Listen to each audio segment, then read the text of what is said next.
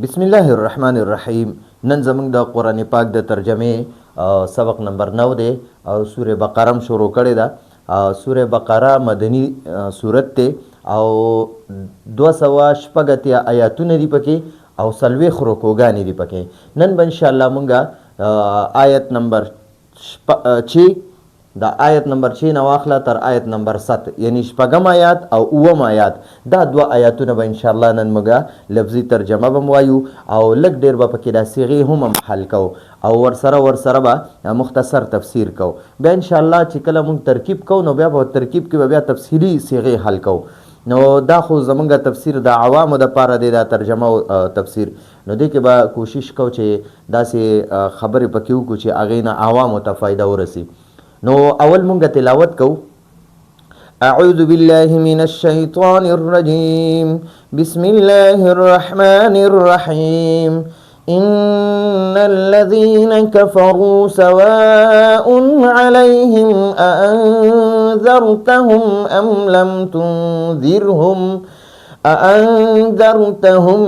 لم تنذرهم لا يؤمنون ختم الله على قلوبهم وعلى سمعهم وعلى أبصارهم غشاوة ولهم عذاب عظيم صدق الله العظيم. اوس مونږه د ان چې کوم ځای کې مونږ راځي نو د دې به معنا وي بېشکه یا یقینا بېشکه تحقیق. دا درې معنی به اکثر کوي.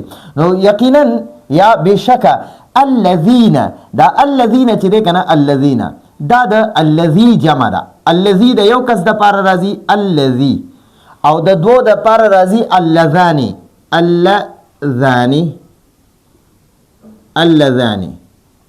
او اللذانی او د ډیرو د پاره راځي الذین.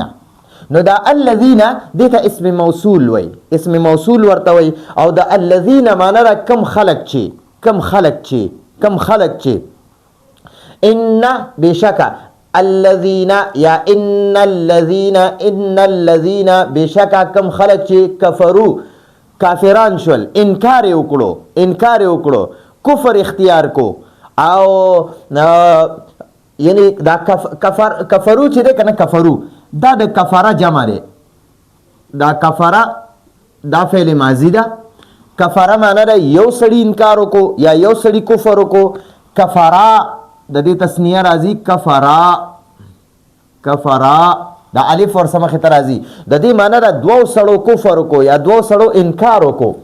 او د دې جمع راځي کفرو معنی هغه ټولو انکار وکړو. نو ان الذين بشکا کم خلق چې کفرو کافران شول انکار وکړو. کم خلکو چې انکار وکړو ٹھیک شو.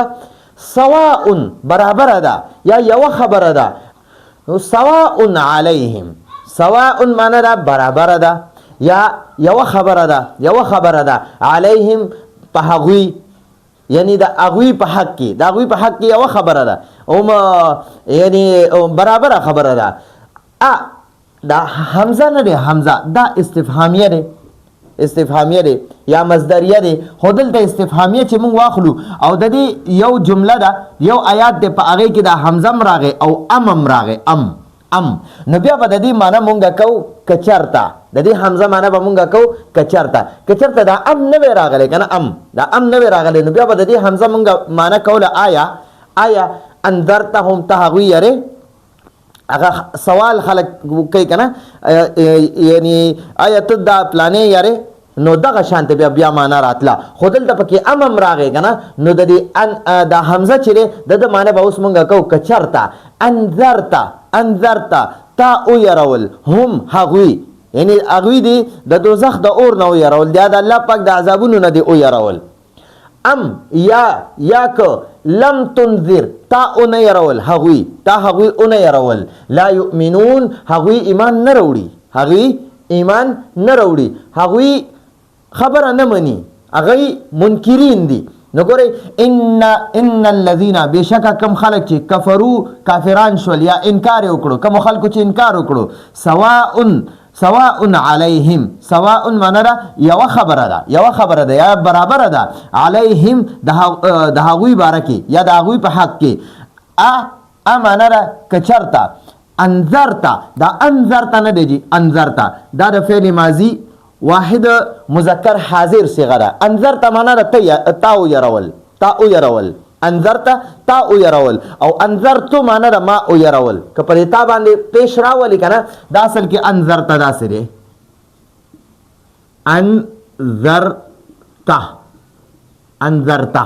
انذرتا تا او يرول هم هغوی کچرته تا هغوی او يرول د جهنم د اور دی او يرول د الله د عذابونو نه دی او يرول ام لم یا کچرته ام معنا ده یا ک لم تنذر تا هغوی او نه يرول تا او نه يرول هم هغوی لم تنذر تا او نه يرول نو دا تنذر چې دا فعل ماضی دا انذر ته چې دا فعل ماضی ده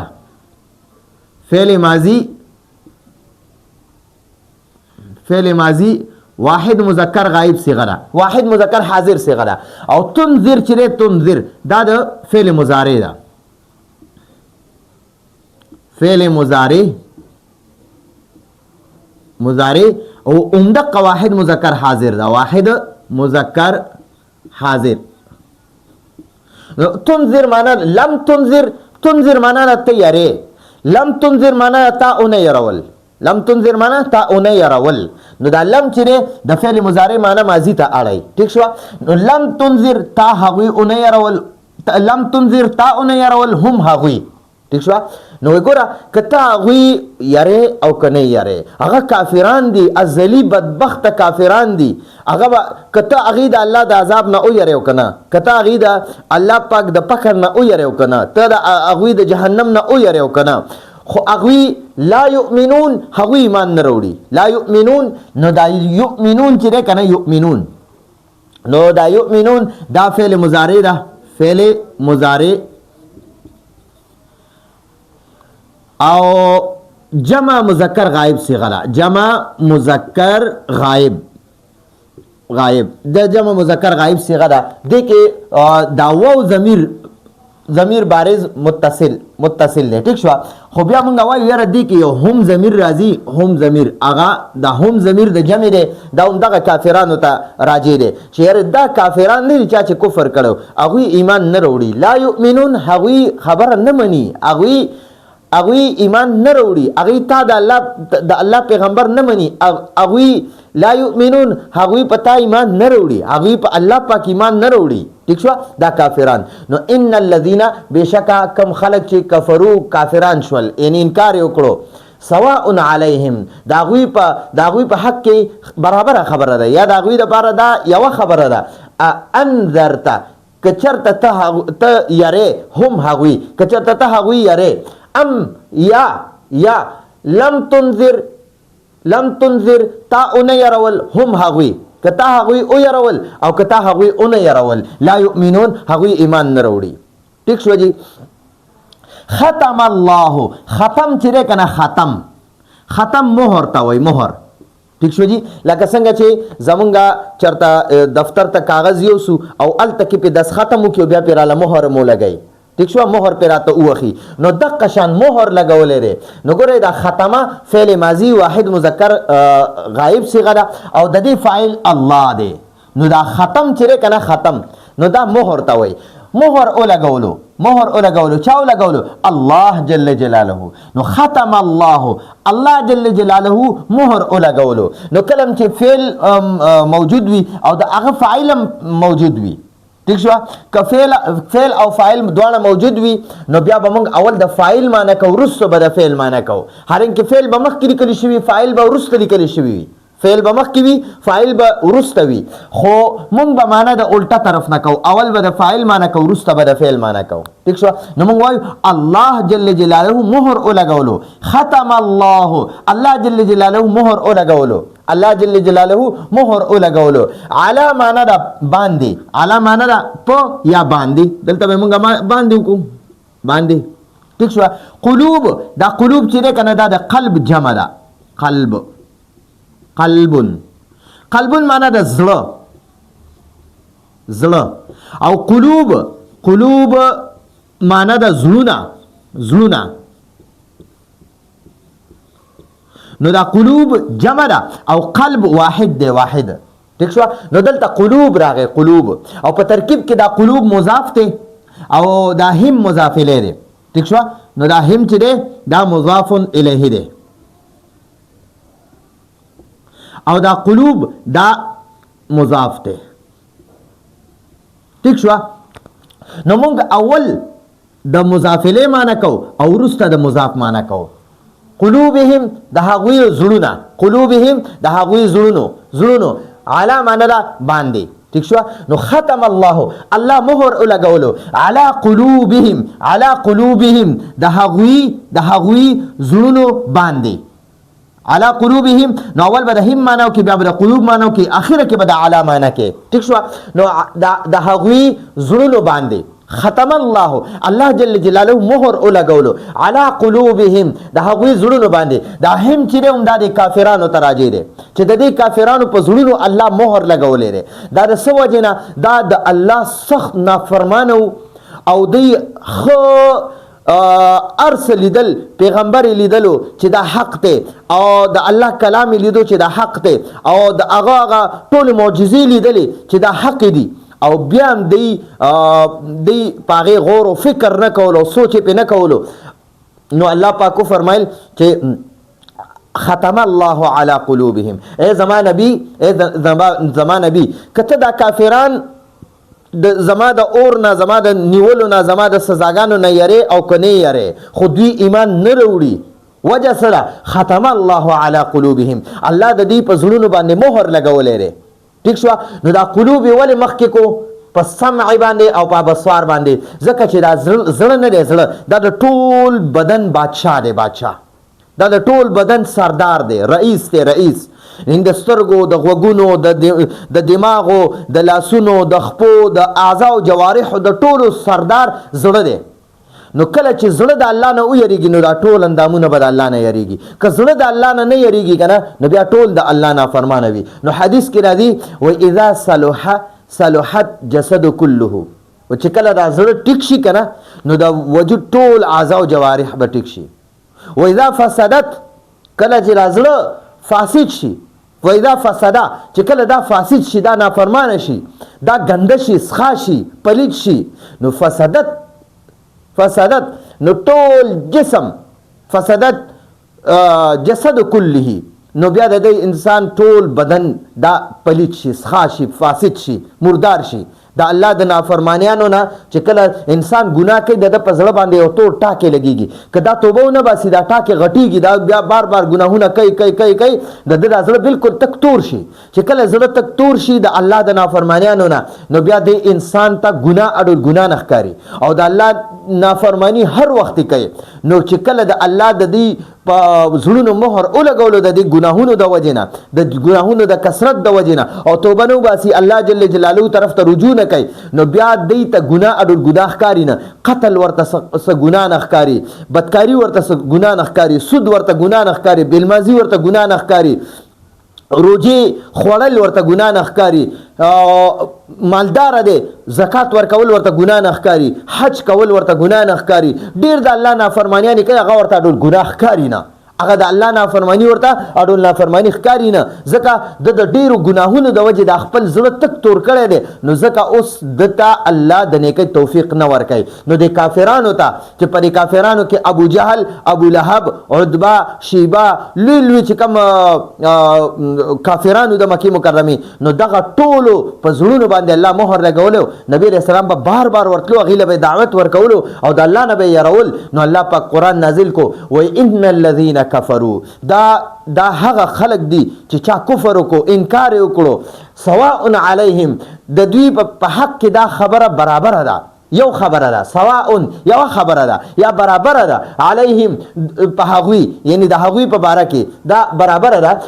انذرته کته یاره کته او يرول هم دوی ام یا لم تنذر تا اون يرول هم دوی نو لا یؤمنون بیا هم د ایمان نه راوړي. ټیک شو. وجه سره د دې د ډیر نافرمانیانو د وجې او د دې د ډیر سرکشۍ د وجې د دې د ډیر د الله د نافرمانی کولو د وجې نه ختم الله مهر لګولې دی علی قلوبهم د دې په زړونو باندې. ټیک شو جی. نو قلوب دا د قلب جمع ده. قلب یو زړه ته وایي، قلوب ډیر زړونو ته وایي. ټیک شو. نو دا کافران هم ډیرو، نو علی قلوبهم هم معنا را د هغوی یعنی د دغه کافرانو وعلى قلوب الكافرين یا ته داسې وایه وعلى قلوبهم د دې کافرانو په زړونو باندې وعلى سمعهم نو دا علا معنا به باندې وکړو ښه. په معنا هم کولی شي په د هغوی په زړونو، د هغوی په زړونو یا د هغوی په غوږونو، د هغوی په غوږونو. خو که موږ داسې ووایو د هغوی زړونو باندې یا د هغوی غوږونو باندې الله مهر لګولی دی. وعلا معنا د باندې، واو معنا د او ټیک شوه، او علا معنا د باندې. سمعون چې دی سمعون دا د سمع یسمعو، د دې سمع یسمعو باب نه مصدر دی، مصدر د معنا د اوریدل. ٹھیک شو. لفظی معنی دا اوریدل، خو دلته دا اوریدل پس کیږي په غوږونو.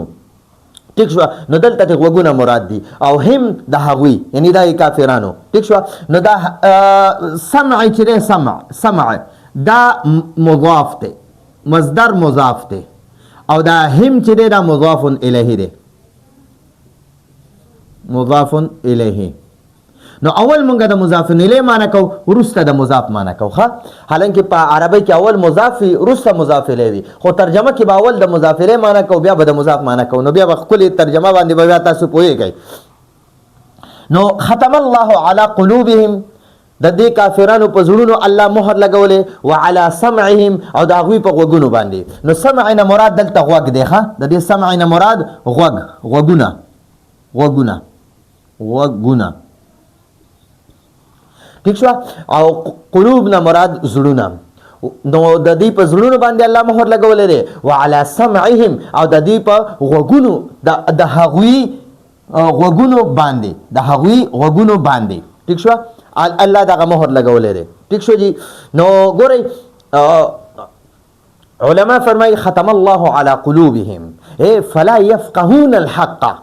هغوی حق باندې یعنی اډول حق په الله کولاوي نه، هغوی حق نه مخ اړولی دی. وعلى سمعهم فلا يسمعون الحق. هغوی حق نوري. وعلى ابصارهم غشاوة. ابصار چې دی ابصار، وعلى معنا د باندې، هغوی د علا معنا د باندې. ابصار چې دی کنه دا ابصار دا مضاف ته او دا هم چې دا ولا مضاف الیه دی، مضاف الیه. ٹھیک شو. او دا ابصار نه ابصار، دا ابصار د بصرون جمع ده. بصرون نظر ته وای، خو دلته مراد سترګې دي. سترګه دلته مراد څه شی دی؟ سترګه. ځکه دا خلک قتل په سترګه کوي که نه، نو دلته مراد سترګه ده. او ابصار د دې بصورون جمع ده، د دې بصورون جمع ابصار راځي. ابصار. ٹھیک شو. بصورون معنا ده یو سترګه، ابصارون معنا ده ډېرې سترګې. نو د دغه کافرانو په سترګو باندې غشاوتون پرده ده. ٹھیک شو. وعلا او نو موږ داسې وایو اول به د مضاف الیه معنی وکړو، بیا به په دویم نمبر ورپسې د مضاف معنی وکړو، او په دریم نمبر به ورپسې بیا د علا معنی وکړو. نو موږ به وایو د هغوی سترګو باندې، او د واو معنی به او کې، وعلى ابصارهم او د هغوی سترګو باندې. غشاوتون پرده ده، یو خاص قسم پرده په الله پاک لګولې وه چې دا یعنی د حق نه دا حق ته به نه کتل. نو د دې د وجې نه قرآن کې الله پاک وایي وعلى ابصارهم غشاوتون، وعلى ابصارهم او د هغوی په سترګو باندې غشاوتون پرده ده. نو مفسرین وی فلا یبصرون الحق هغوی حق ته نه کتل چې پیغمبر صلی الله علیه وسلم حق ته پیغمبر صلی الله علیه وسلم له چې الله پاک کوم قرآن ورکړی دا حق دی د قرآن به په خپله اورېدوم د نبی علیه السلام شاته به ولاړو قرآن به اورېدوم ښه ورته پته م وه چې یاره دا دومره عظیم شان کتاب دی چې موږ یې اورو زړونو ته راته سکون میلاویږي خو بیا به هم هغوی د ډېر عناد او د حسد او د بغض او کینې د وجې نه کفر وکړو او نه به یې منلو ولهم نو دلته کې د دې لام معنی ده د پاره د دې لام معنی ده د پاره دا لام جاره دی د معنی ده د پاره او د دې هم معنی ده د هم مجرور دی د معنی ده د هغوی نو موږ به معنی داسې وکړو اول به د دې هم معنی وکړو وروسته به د پاره معنی وکړو د هغوی دپاره عذاب عظیم دا عذاب نه دی دا موصوف دی په ترکیب کې دا څه راځي موصوف زه تاسو په ترجمه پوهیم ترکیب درته دلته نه کوم ترکیب به انشاءالله مونږ بیا وروسته په بل ویډیوګانو کې کوو صرف ترکیب دی هغې کې ترجمه او تفسیر نشته دلته صرف مونږ تفسیر او ترجمه کوو عذاب چې دی عذاب دا د الله جل جلاله سزاګانو ته وایي نو دا عذاب موصوف دی او عظیم د دې عذاب دپاره صفت دی ٹھیک شو جی او دا عذاب چې دی که نه عذاب دا سزا ته وایي سزا د الله جل جلاله سزا ده سزا او عظیم معنی ده ډېره لویه ډېره غټه یا ډېره لویه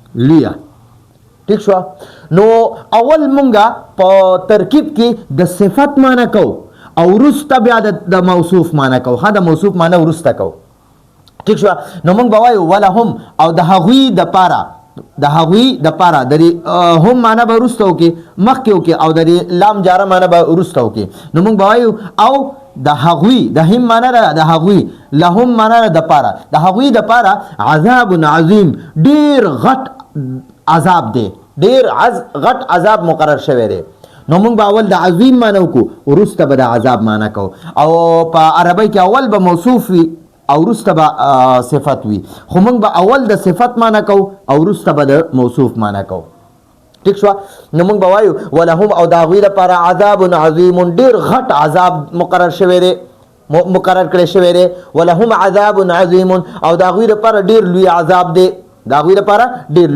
دی نو دا زمونږ مختصر تفسیر مو او ښه نو دا عذاب الله پاک په دنیا کې مور کړی دی چې د هغوی په زړونو د هغوی په غوږونو باندې الله مهر لګولې او سترګې الله پاک په سترګو باندې الله پاک ورته پرده لګولې ده او د هغې دپاره په دنیا کې خو دغه عذاب دی او دوی ته به سکون نه وي الله به د ژوند نه سکون واخلي او په آخرت کې سخترین عذابونه د دې کافرانو دپاره وي او همیشه په جهنم کې سوځېږي او غوپې به وخي او چغې به وخي ټیک شوه مخکې انشاءالله په قرآن پاک کې بیا ځای په ځای د سزاګانو بیانونه هم شوي چې جنت کې به کم نعمتونه جهنم کې به کم سزاګانی دا ټول تذکره شوی دا نو اول ان الذين كفروا واخره تر عذاب عظیم د دې د مخکنی آیاتونو سره سره بته نو مخکنی کلم چې قرآن دا اصول دي چې کم ځای کې صفات د مؤمنانو صفات بیان کړي بیا پسې وروسته د کافرانو تذکره هم کوي چې کله د مؤمنانو تذکره وشي بیا پسې د کافرانو تذکره کوي او چې کله د جنت تذکره وشي نو بیا پسې وروسته د جهنم تذکره وي ٹھیک شو جی نو دا زمونږ د دې دوه آیاتونو ترجمه وا یو ځل بیا لفظي وایو ان الذين بشک کم خلق چې کفرو کافران شول انکار وکړو سواء یو خبره ده برابر خبره ده علیهم د هغوی په حق کې دا خبره یو خبره ده برابر خبره ده انذرتا کتا او یاره هم هغوی ام یا که لم تنذر تا اونه یارول هم هغوی لا یؤمنون نو بیا هم هغوی ایمان نه راوړي ټیک شو که تا هغوی او یارول دا الله د عذابونو نه او که او دې نه یارول نو دا کافران ایمان نه راوړي ختم الله جل جلاله مهر ولګولو علی قلوبهم د هغوی زړونو باندې وعلى سمعهم او د هغوی غوږونو باندې وعلى ابصارهم او د هغوی سترګو باندې غشاوتن پرده ده، په غوږونو او په زړونو ورله مهر لګولو او په سترګو ورله الله پرده ولګوله. ولهم او د هغوی دپاره دغه کافرانو دپاره، ولهم او د هغوی یعنی د کافرانو دپاره عذاب عظیم، ډیر غټ عذاب مقرر شوی دی، ډیر خطرناک عذاب مقرر شوی دی. نو دا زمونږه د نن ورځې اسانه او ترجمه او مختصر تفسیر. نو راتلونکي درس پر اجازه غواړو. هذا هو المرام والله اعلم بحقیقة الكلام.